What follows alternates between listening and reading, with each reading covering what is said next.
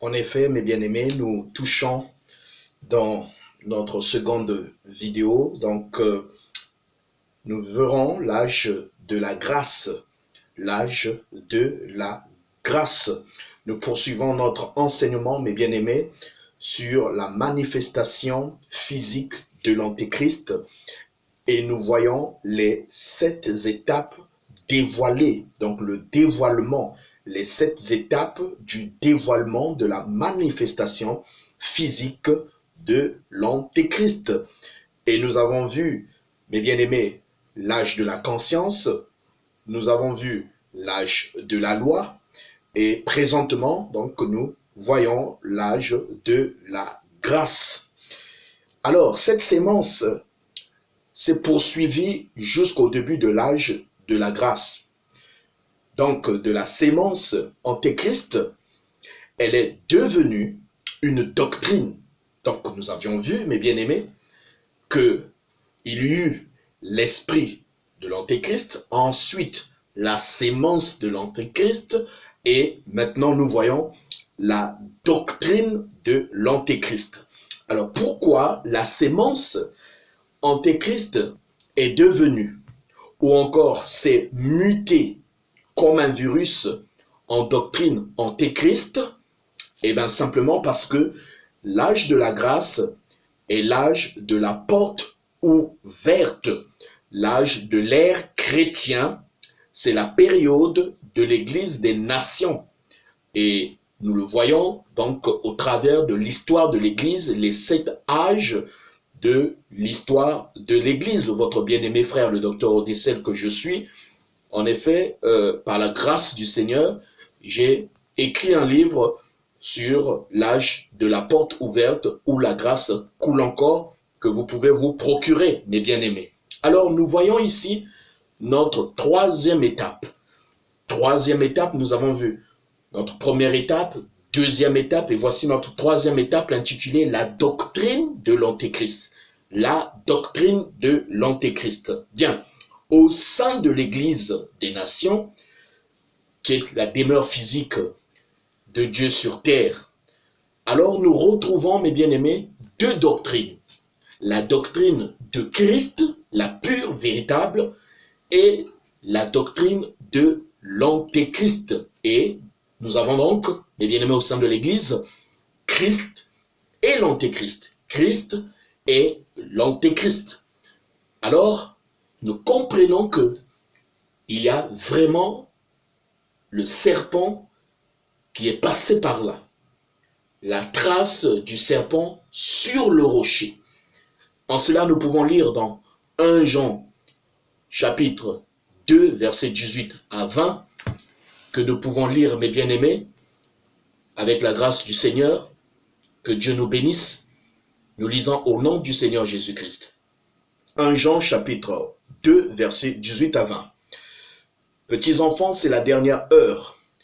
Et comme vous avez appris qu'un antéchrist vient, et il y a maintenant plusieurs antéchrists.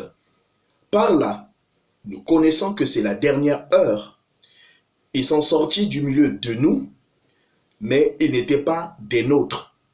Car s'ils eussent été des nôtres, ils seraient demeurés avec nous. Mais cela est arrivé afin qu'il fût manifesté que tous ne sont pas des nôtres. Pour vous, vous avez reçu l'onction de la part de celui qui est saint, et vous avez tous de la connaissance. Ajoutez à cela, vous lirez 1 Jean chapitre 4, versets 1 à 4, de même 1 Jean chapitre 5, versets 18 à 21. Bien, mais qu'est-ce que la doctrine, mes bien-aimés? C'est la question qu'il faut se poser. C'est une opinion, des notions, des postulats, vrais ou fausses d'ailleurs, une croyance qui permette d'orienter l'action humaine et d'interpréter les faits, dogmes auxquels on adhère, auxquels on croit ou que l'on enseigne. Et pour cela, mes bien-aimés, vous pourrez comprendre cela en lisant des passages bibliques que voici. Romains chapitre 10, verset 17. Romains chapitre 10, versets 9 à 13. 2 Corinthiens, mes bien-aimés, chapitre 9. 2 Corinthiens, chapitre 10. 2 Corinthiens, chapitre 11. Galates, chapitre 2, versets 1 à 20. Et nous allons lire Galates, chapitre 1, versets 6 à 9. Mes bien-aimés, c'est l'apôtre Paul qui nous parle dans les Galates. Il dit ceci: je m'étonne que vous vous détourniez si promptement de celui qui vous a appelé par la grâce de Christ pour passer à un autre évangile. Non pas qu'il y ait un autre évangile, mais il y a des gens qui vous troublent et qui veulent renverser l'évangile de Christ. C'est l'antéchrist, mes bien-aimés, l'esprit. Vous voyez, nous sommes dans la doctrine de l'antéchrist. Mais quand nous-mêmes, quand un ange du ciel annoncerait un autre évangile que celui que nous vous avons prêché, qu'il soit anathème, c'est-à-dire maudit. Nous l'avons dit précédemment, et je le répète à cette heure, si quelqu'un vous annonce un autre évangile que celui que vous avez reçu, qu'il soit anathème, mes bien-aimés. S'il y a un prophète, un docteur, un apôtre, un pasteur ou qui que ce soit, bishop ou je ne sais qui vous annonce un autre évangile, mes bien-aimés, dit Paul, cet homme est maudit, mes bien-aimés. Et nous comprenons bien par là que la doctrine de l'antéchrist a empoisonné l'Église. Mais quelle est la doctrine de l'antéchrist? Quelle est cette doctrine, mes bien-aimés? Alors nous retrouvons dans la doctrine de l'antéchrist le nicolaïsme que nous avions touché, mes bien-aimés, à maintes reprises dans notre étude sur le nouvel ordre mondial, le balamisme, mes bien-aimés, au sein de l'Église, le nicolaïsme, le balamisme, depuis le premier ère de l'Église. Alors il y a eu des hérésies, les doctrines des hommes et des démons, mes bien-aimés, dans l'Église, des dogmes et des credos.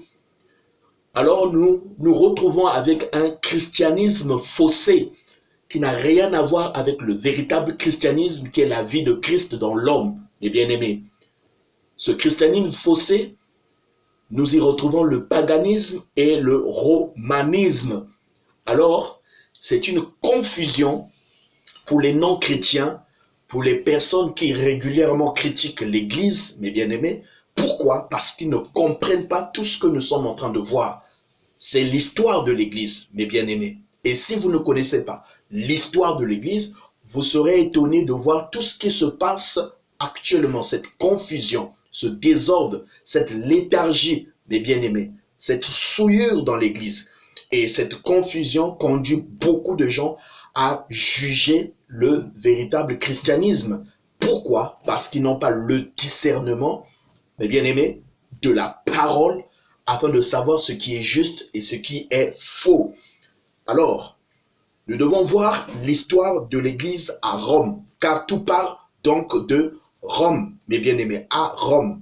La première Église à Rome, qui a été bâtie par les apôtres notamment judéo-chrétiens, ce sont des apôtres judéo-chrétiens, Andrénicus et Janias, que nous retrouvons dans les Actes des Apôtres, mes bien-aimés, c'est eux qui ont bâti la première église à Rome, une église chrétienne pleine de l'évangile, pleine du Saint-Esprit. Mais nous savons bien qu'il y eut un temps où l'empereur Claude chassa tous les Juifs, les Hébreux et même les apôtres partir, quitter Rome. Alors cette église est restée sans pasteur, sans berger, sans guide. Et à l'époque, il n'y avait pas de Bible papier, mes bien-aimés. Alors, c'est à ce moment-là, mes bien-aimés, que le diable s'est infiltré dans l'église. Donc, l'esprit, la doctrine, mes bien-aimés, de l'antéchrist est entré dans l'église de Rome, qui avait bien commencé, mais qui aujourd'hui ressemble véritablement à une prostituée. Le diable infiltra l'église de Rome, introduisit des hérésies, des cérémonies païennes sous des titres chrétiens, des fêtes païennes, des pratiques païennes, mes bien-aimés. Nous retrouvons dans cette église des statues, vous voyez, des chapelets, des eaux bénites, des purgatoires, des fêtes comme Noël, le Pâques avec S, la Pâques avec S, mes bien-aimés, la Saint-Valentin, la Saint-Sylvestre, et même les livres apocryphes. Si vous vous rappelez de la Bible, de la version Tob, Turning Ecumenic Bible, donc cette Bible écuménique, voilà, vous allez retrouver des livres apocryphes à l'intérieur qui n'ont rien à voir avec le canon biblique, mes bien-aimés. Des dogmes et des credos que vous retrouvez dans cette église.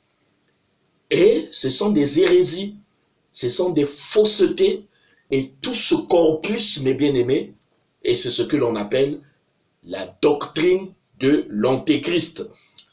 Pour revenir, mes bien-aimés, sur Christ et l'antéchrist, alors les deux se sont rencontrés, oui, dans le Nouveau Testament, Matthieu chapitre 4, versets 1 à 11, pendant la triple tentation, lorsque Jésus fut tenté dans le désert par le diable, effectivement, c'était la rencontre entre Christ et l'antéchrist. Seulement, le Seigneur de gloire nous apprend beaucoup de choses au travers de cette triple tentation. Et votre humble serviteur, j'ai eu à écrire un livre dessus que vous pouvez vous procurer, mes bien-aimés, la triple tentation, Matthieu chapitre 4. Christ nous révèle une chose importante au travers de cette tentation, laquelle l'Église épouse de Christ, vous ne pourrez vaincre le diable, la doctrine antéchrist, Satan, uniquement en vous tenant dans la parole. Et la parole, c'est Dieu. Dieu est la parole selon Jean chapitre 1 verset 1. Donc, ce qui peut mettre à mal, détruire le diable, mes bien-aimés, c'est la divinité. Donc, seule la divinité peut vaincre l'esprit de Satan, l'esprit antéchrist, mes bien-aimés. Seule la parole qui est Dieu, Dieu est un esprit divin. Donc, la divinité seule peut vaincre l'esprit de Satan. Alors, la doctrine antéchrist, sachez-le bien, mes bien-aimés, ne vient pas rejeter la doctrine de Christ, non. Mais plutôt, elle vient pour usurper subtilement. Elle vient pour usurper subtilement l'identité de Christ, mes bien-aimés. Elle vient pour usurper subtilement, mes bien-aimés, l'identité de Christ. Alors, comment nous comprenons cela? Nous allons lire dans Jean chapitre 8, versets 44 à 47. Nous lisons, mes bien-aimés. Vous avez pour père le diable, et vous voulez accomplir les désirs de votre père. Il a été meurtrier dès le commencement, et il ne se tient pas dans la vérité, parce qu'il n'y a pas de vérité en lui. Lorsqu'il profère le mensonge, il parle de son propre fond, car il est menteur et le père du mensonge. Et moi, parce que je vous dis la vérité, vous ne me croyez pas. Qui de vous me convaincra de péché si je dis la vérité? Pourquoi ne me croyez-vous pas? Celui qui est de Dieu écoute les paroles de Dieu. Vous ne m'écoutez pas parce que vous n'êtes pas de Dieu. Amen. C'est écrit, mes bien-aimés, et nous comprenons bien que la doctrine de l'Antéchrist ne vient pas pour rejeter la doctrine de Christ, non, mais plutôt elle vient pour usurper subtilement l'identité de Christ. Alors c'est pourquoi nous voyons que nous avons le blé et l'ivraie. Nous avons la mort et la vie. Nous avons le salut et la perdition. Nous avons Abel et Caïn. C'est ce que nous appelons la trace du serpent sur le rocher, mes bien-aimés. Vous ne savez pas qui vous adorez. Vous ne le savez pas. Parce que pour savoir qui vous adorez, mes bien-aimés, il faudrait que cette personne que vous adorez réellement, Christ, se révèle à vous. Or, dans la vision du diable, la doctrine antéchrist, eh bien c'est l'ignorance qui prévaut dans l'Église. Une ignorance effroyable dans l'Église. L'aveuglement et l'égarement dans l'Église. Et pour le monde, mes bien-aimés, c'est la vanité et la distraction. Dans l'Église, vous avez l'ignorance, vous avez l'aveuglement et l'égarement. Et dans le monde, vous avez la vanité et la distraction que le diable, mes bien-aimés, utilise afin d'emmener des millions de personnes en enfer. Et nous voyons maintenant quatrième étape. Quatrième étape, nous verrons ici l'évolution tragique de l'Antichrist. L'évolution tragique de l'Antichrist au travers des 4 cavaliers de l'Apocalypse. Et nous rappelons que nous préparons des séminaires bibliques et des conférences bibliques sur les 7 sceaux de l'Apocalypse et les cavaliers de l'Apocalypse, mes bien-aimés, qui est un chapitre vaste. Bien, nous le déclarons haut et fort, mes bien-aimés, l'esprit antéchrist est spirituel et religieux, mais nullement divin. Nous le disons que l'esprit antéchrist est spirituel et religieux, mais nullement divin. C'est le plus grand des dangers, car beaucoup ne pourront pas faire attention, discerner si c'est l'esprit antéchrist ou c'est l'esprit de Christ. Et vous lirez dans Apocalypse chapitre 6, ce sont les sceaux qui sont ouverts et nous voyons l'évolution donc de l'antéchrist au travers des 4 cavaliers.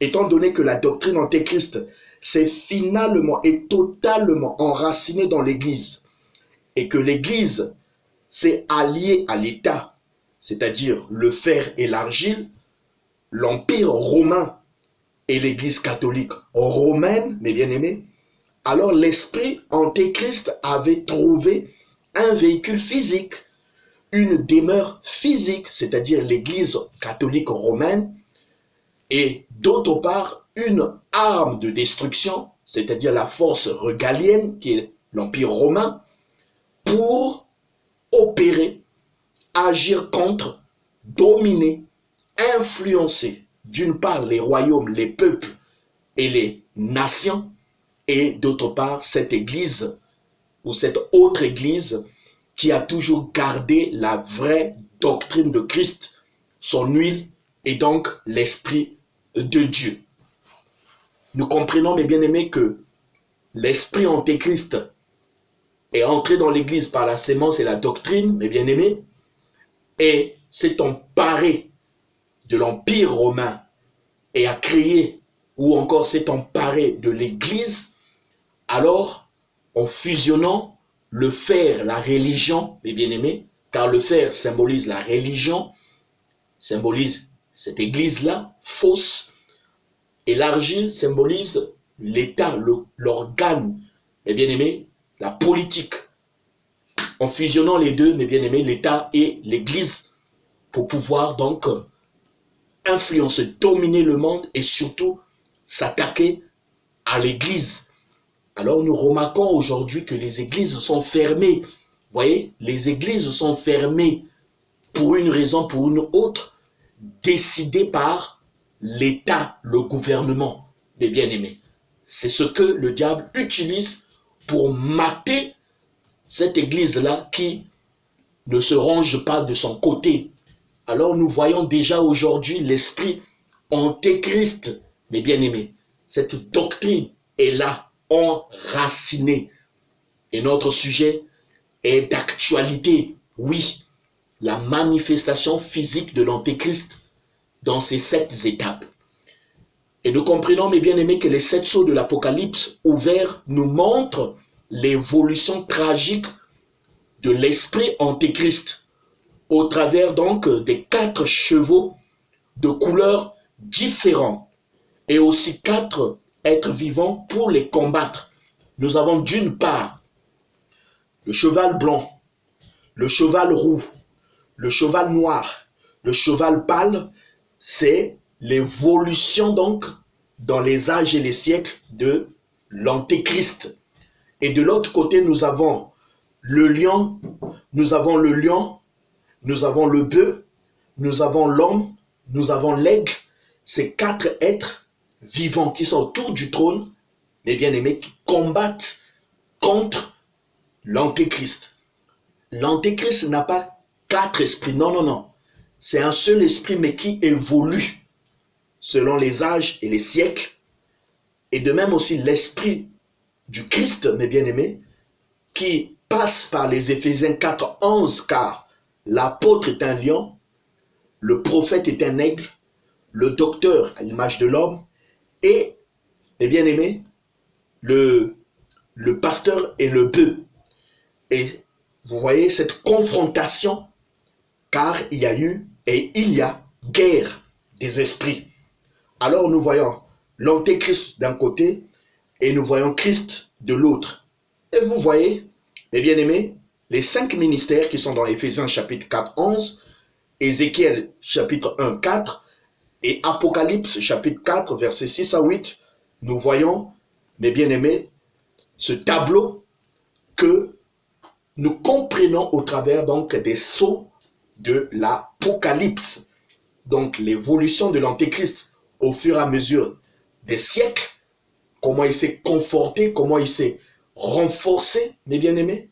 Et aujourd'hui, c'est le mûrissement.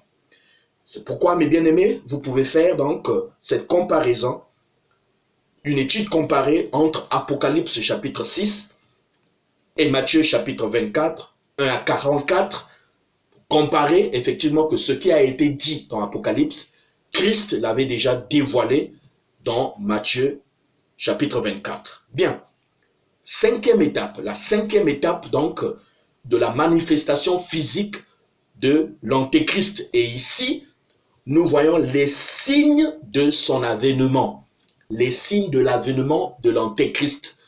Mais nous avons lu dans 2 Thessaloniciens, les bien-aimés, chapitre 2, à partir du verset 1er, il nous est parlé de l'avènement de Christ. Or, l'antéchrist ne fait que copier, mes bien-aimés, le Christ. L'esprit antéchrist ne fait que copier ce que fait l'esprit de Christ. Car il nous est parlé de l'avènement de Christ, c'est-à-dire le jour du Seigneur, qui n'a rien à voir avec l'enlèvement. L'enlèvement de l'église épouse de Christ n'est pas le jour du Seigneur, mes bien-aimés. Non, non, non. Le jour du Seigneur ou l'avènement de Christ, c'est autre chose. Et de même ici, nous avons l'avènement de l'antéchrist que nous voyons. Alors, les signes de son avènement par l'eschatologie et la prophétie sont à voir principalement dans la politique, la religion et la science et la technologie. Donc, nous allons comprendre les signes de son avènement, mes bien-aimés, au travers donc de l'eschatologie et de la prophétie qui toucheront la politique, la religion, la science et la technologie.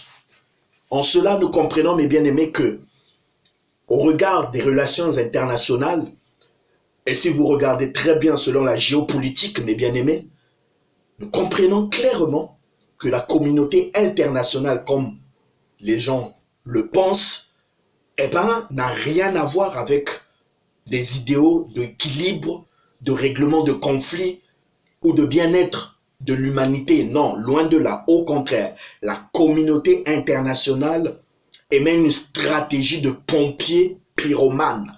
Pompier pyromane. La communauté internationale se vertue d'apporter des solutions, mais dans le fond, je dis bien dans le fond, c'est eux aussi qui créent toutes les crises que nous vivons dans le monde. Crise économique, crise financière, instabilité sous-régionale, et ainsi de suite, mes bien-aimés.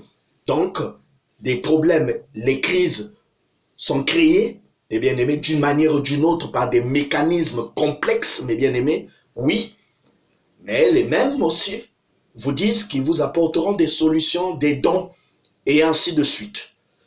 Et surtout sur le continent africain, pauvre continent, toujours victime donc de cet impérialisme et ces idéaux, notamment néocoloniales, mes bien-aimés. Et c'est triste. Mais nous comprenons dans notre contexte, mes bien-aimés, dans notre étude, que derrière cela se trouve l'esprit antéchrist, donc le diable. Il y a des citations de George W. Bush, père. Nous avons des citations de James Harber. Nous avons des citations de Gordon Brown.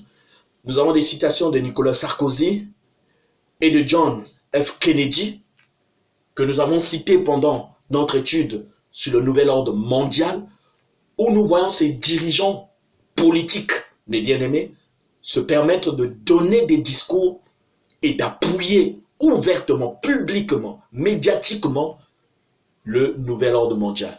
C'est une évidence, mes bien-aimés, et tout est fait pour y arriver entièrement, complètement. Mais la finalité, c'est que l'homme, l'adversaire de Christ, l'antéchrist, l'homme de la providence, doit se manifester. Le monde doit le voir, comme cela est dit dans 2 Thessaloniciens, chapitre 2, où il est dit que le Saint-Esprit le retient encore. Mais très bientôt, lorsque le Saint-Esprit disparaîtra, eh bien, l'homme antéchrist sera manifeste. Et c'est pourquoi, mes bien-aimés, nous allons poursuivre notre enseignement et nous allons voir dans le fond, mes bien-aimés, cette 5e partie, les signes de son avènement. Nous allons toucher les guerres mondiales, nous allons toucher le domaine politique, le domaine religieux et le domaine des sciences et technologies, afin de nous faire une idée générale de ces éléments, mes bien-aimés, qui caractérisent le monde, mais en réalité, qui se regroupent maintenant. Pourquoi? Parce que l'antéchrist a la main mise sur tout. Que Dieu nous bénisse et nous poursuivons notre étude.